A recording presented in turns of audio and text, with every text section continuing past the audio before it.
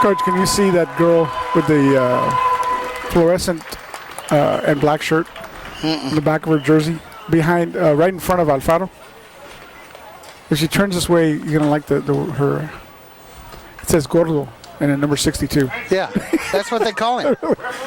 That's Roy Villarreal. Yeah. I've known him. His parents are about your age, and I had them in class. Wow, I wonder who did. Roel Villarreal, and yeah.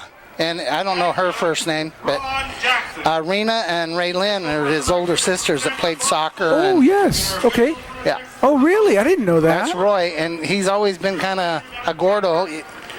So even when he was little, that's... Are we about ready to go on here? You got 2 minutes. Okay, but I'm looking down at the huddle. I'm ready when you are, Terry.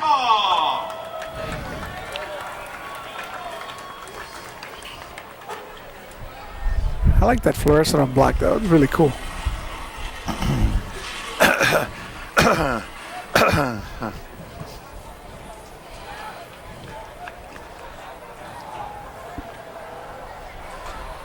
Terry, if they're selling tacos here, I'm not getting you any tacos.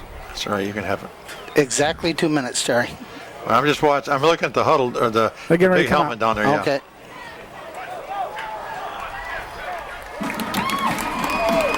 Good evening, football fans. Welcome to La Joya, Texas. It is Weslaco East tonight in non-district against the Coyotes from La Joya High School. And my name is Terry Beitler, along with Joey Cavillo, John Boswell. And guys, the last non-district game of the season. This is kind of the final tune-up, I guess, of the 2014 part of the season. And I guess some of the goals, tonight's game is, hey, lead this game with a W, but you know what? Most importantly, healthy going into your first district game.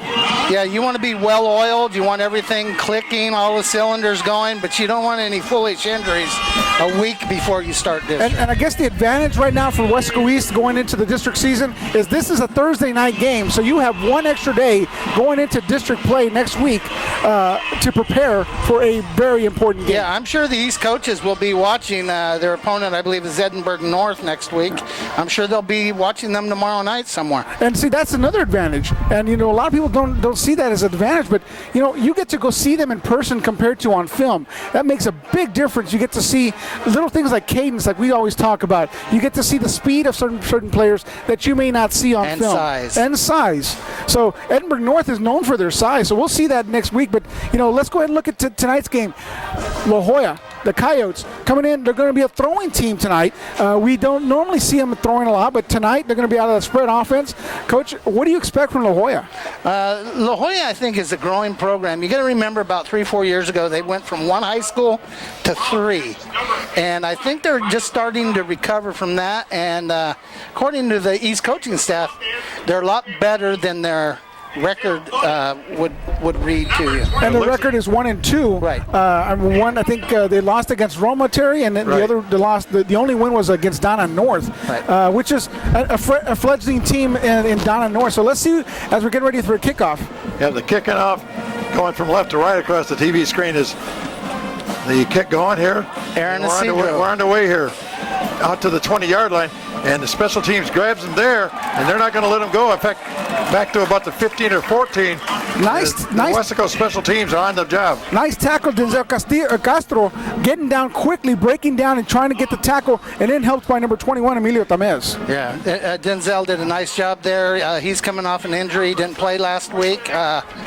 It's nice to see. It's nice as a defense to start your first down on the 18-yard line. Their quarterback, number 17, I believe, Julio Garcia. At least in the stat sheet, he has most of the stats passing, and we'll see how it lines up here in the first quarter. And throughout warm-ups, he was exclusively in the shotgun formation, that spread formation. I seriously doubt we're going to see him under center tonight. The ball is at it looks like the 18-yard line, 1st and 10.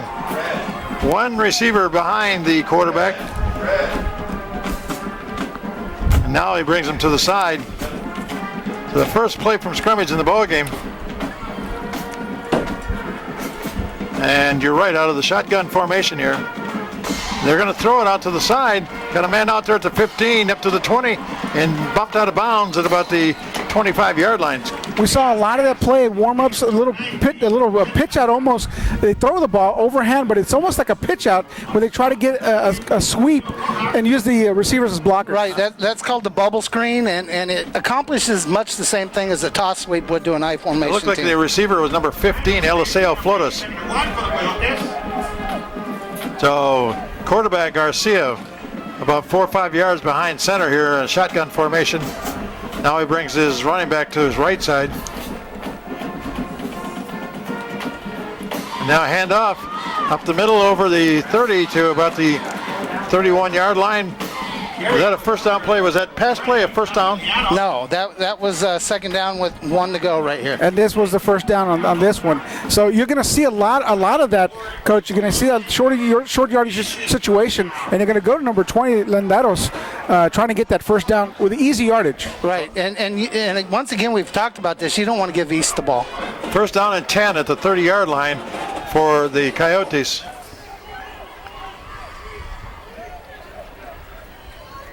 Again, a long snap count. They're going to throw again out to the side. Almost picked off out there. Cito Rojas. Rojas got in the way of that pass. He just turned, looked, and fired, and the only one there was a white uniform. And what happens in something like that is that they got 2 different reads, right? And the read from the quarterback was different than the receiver. The receiver was going downfield, and the quarterback read something totally different. And they're in a zone coverage, so Cito got to look at the quarterback and saw what he saw. We're looking into the sun here, looking where the press box here, we're looking straight west. And the evening hours here, kind of a balmy day. Handoff over the 30, near the 35, still going, up to about the 38. That's a gain of about 8 yards or so.